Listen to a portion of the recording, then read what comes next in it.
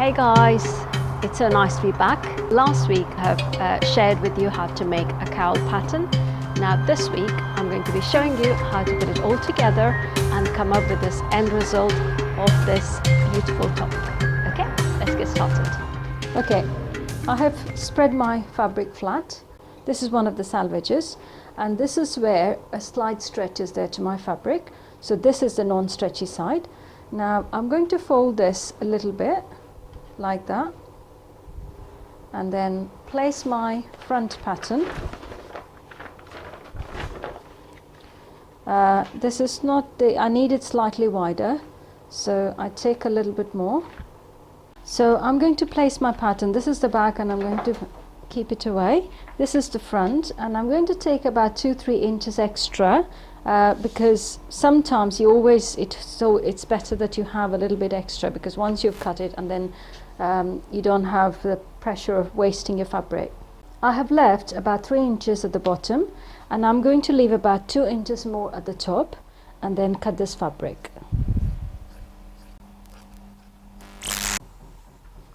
Okay, so I'm going to fold this and keep it aside, and now I will spread the rest of the fabric into half, and I'll put my bag in there, and then again I give about 3 inches at the bottom.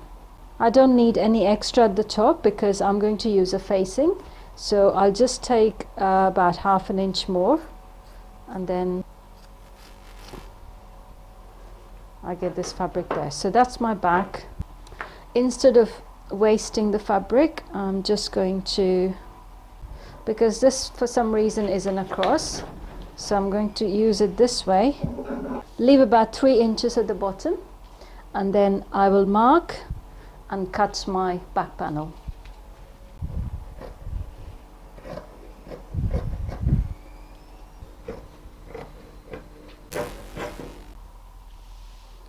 Okay, that's my back panel ready. I'll remove my pattern piece. We need to learn how to finish the back neck area. So for that, we need to cut a panel. So now again, I take this panel in the fold. This is my folded fabric for the facing, and I place my neck, I place my panel, the back panel, the cut piece into there. You need to iron it and make sure that this is all staying flat and neat. So if I just open it, you can see that's my body, back body panel, and you can either pin it or you can mark it. So I'm going to pin this in place, and then I'm going to cut the neck of the facing exactly the same as my pattern, exactly the same as my back panel. So now I remove my pins, and I've got the back panel. Some people just do it round, but when you do it round, it just creates a lot of problems for finishing it. So I'm just going to cut this just straight because I have the fabric, and then I cut this off here. Okay, so basically I can either edge stitch this and overlock this and finish it inside. I'll show you later on when we sew how to finish the back of the neckline. So I'm going to place it like this and fold this away. We're going to cut the front. I know we cut the panel before, but we need to cut it, but I need to show you something else when we cut. Okay, there's a little bit extra at the bottom, and we left, if you remember, we left a little bit more at the top. So we're going to fold this fabric. So this is about 2 inches of fold here at the top of the neckline, and then place my pattern on the top, and then take it all the way till there, and carefully pin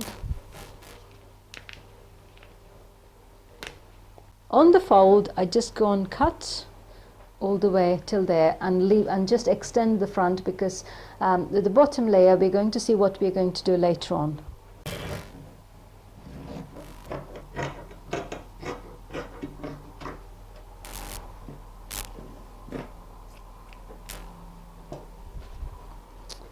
Okay, the front is now ready. I remove my pins, and at this fold here you could just go and cut a notch here, so you know where you need to turn.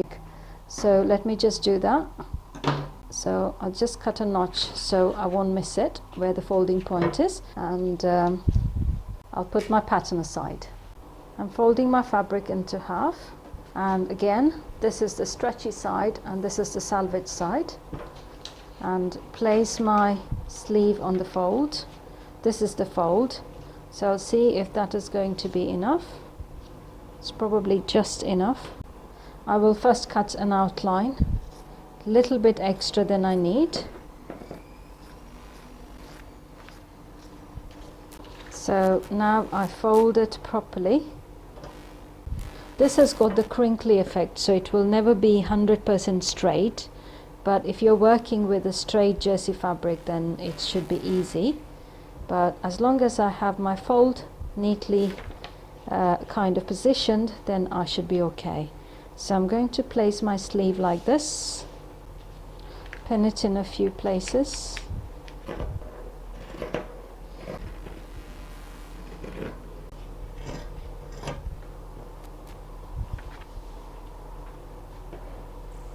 There's my sleeves ready, so I'm going to fold this and keep it aside.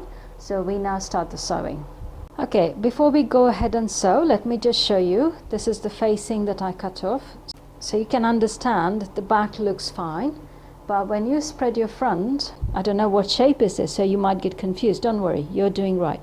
Remember the notch mark we created earlier? I'm just going to fold it in like this because that's your neck fold. Hold this neck onto your neck drop like this, so that would sit like a V, like that, and then your shoulder joins there, and then that. So you can see your cowl effect already coming into the dress, but when we sew and when you put it on a body, you will notice that this will be neatly finished. Okay, now one of the things I would like to tell you is I'd like to finish it really neatly inside out, whatever I make, because I just want it to look like as if it's been made professionally in a store.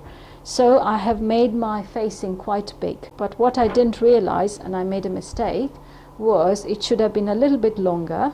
So when I hang this on the hanger like this, oh, it's fine, it's fine. It's probably a little bit short, but I think it's fine. You know, for example, if you hang this on a hanger and you see this and you see the same fabric as the front, then it just looks like, wow, this is neatly finished. It's not like homemade at all. So try and make this facing slightly longer. Now, a lot of store-bought items, you will see that this is like the facing is like a round. But when you make it like a round, you have to again put another stitch onto securing it to the main fabric. But if you do like this, like a straight fabric, and go up slightly above the armhole, then if you go like that, then this would be secured in the armhole, and we just do either an edge stitch or an overlocker here. Then you don't have to sew anywhere on the body at all. One of the first things we're going to do is we're going to attach the facing to the back neck. So that's your back neck, and let me keep my facing, and then I go and adjust my neck here, keep it right. I go and sew a stitch like either half an inch stitch, or if you have an overlocker like me, then go ahead and sew like a overlocking stitch just on the neck round, not on here, just on the neck round. And this is the back neck round. So that's my back neck, and if you're not confident of sewing without pins, either tack or pin before you sew.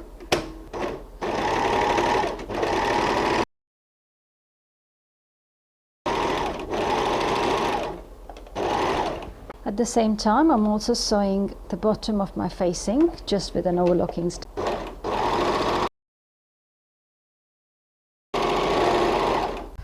Okay, this is the back neck facing we have just sewn, and we have sewn the neckline, and I have also overlocked the edge. Now I'm going to turn like this and place it like that, and then just make sure that my neck round is neat. This is quite tricky because sometimes it kind of, when you're dealing with jersey, it is very important that you iron every strip to get a really neat finish. So I'm not really rubbing the fabric, I'm just pressing it and steaming it, and then while doing that I just go and iron the rest of the panel That's fine. I'm not a great fan of crinkly effect. So you will see that the neck is neatly sewn now. So we need to prepare a little bit of the front. While I was sewing that, I have also sewn the edge, just overlocked the edge of my front. Now you remember there was a notch mark we made on either side of the front. So we are going to fold this fabric on the notch mark, so that's even all the way through, and don't stretch it, just press your iron so it kind of sits there like that. At this stage I'd advise you to go and do a tacking stitch here, so when we do a cowl later on like this, it's going to sit neat like that. Okay, that's the back panel. If I show you from the other side, you can see that's the panel we just ironed. So I'm going to turn it around and open my facing, and that's my shoulder, that's my armhole. Okay, so we need to attach the front now. Take your front and let's take the fold of where we folded earlier and go and attach the fold just to the corner of your shoulder. So basically that just need to sit like that. By now you might have, because we took a little bit of allowance for the back seam, you will see that this fold might be a little bit wider than we needed. So it's okay to fold a little bit more, and I'll just put a pin. Even we do the same on this side. We start from the edge of the shoulder, match the two edges of the shoulder. So I'll just go ahead and pin. I'm not going to edit and cut short any of the video I'm filming, because this is very important that you get this right. Okay, we have pinned the shoulders. Now what we do, we're just going to take this facing, drop it down, just make sure that we align the shoulder. Okay, at this stage you can pin from the top, so all the layers are pinned properly, and go and remove the pins that you pinned earlier from inside. What you're going to do is, we have sewn the neckline already, but we're going to go and sew from here to here and here to here after putting the facing back. With this one you can actually stitch with a normal sewing machine really neatly, better than an overlocker, because you can take about 1/2 inch seam, and the front panel, on the front panel the fold needs to sit at the point where the neck folds happen. So when we turn this around, you get an absolutely neat, amazing finish. Okay, so I'm just pinning this together. I'm going to remove my pins from inside. I'm going to go and sew this here to here and here to here. Okay, you can see that I have done the overlocking, this on both the shoulders. I didn't film this because this was basically a straight stitch and no other techniques involved. So now I turn my neckline in, and then if I turn it inside out, can you see? That's my front. Let me just put a little white paper inside so you can see my neckline. I'm just putting a paper in to show you. So if I fold this in, and then you can see the neckline. You can see my neckline is so neatly finished inside out, and this is the cowl effect. This is the cowl effect that's sitting inside, and you can see just the joint of the neckline. This is very, very important you get this right. Okay, and if I show you the other side, and that's how the neck joint looks like. And okay, so okay, let me spread this sideways so you can see properly. Now I open my front, and that's my back. Now I go and tack the sides here. So my so this will kind of hold it when I join my sleeve. This will all go into the seam. So it is important you need to tack this. Okay, the next step is we need to attach the sleeve. So we're just going to spread this around. This is the front, the cowl side, and this is the back where we've done the facing. I have already tacked the sides. Now we are going to attach the sleeve, because there's no left or right side of the sleeve, so both of them are the same. So basically we have to attach the sleeve like this. So we just fold the sleeve into half and make a notch mark. Hold that notch mark like this, and then go and pin your sleeve matching to the curve of the armhole. Go and pin your sleeve matching to the curve of the armhole. I have pinned my sleeve all around, so if I can just show you from the armhole side, that's how it looks, and the sleeve fits perfectly. So now I go and do either a zigzag stitch, or if you have an overlocker, just go and do an edge stitch all around, and this would be about 1/2 inch seam.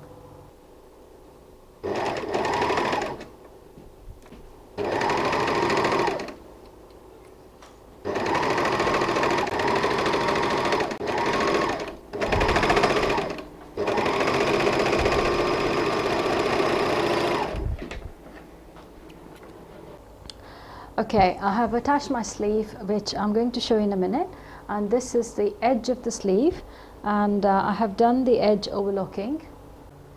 Okay, if you don't want to zigzag it, then just go and press with hot iron.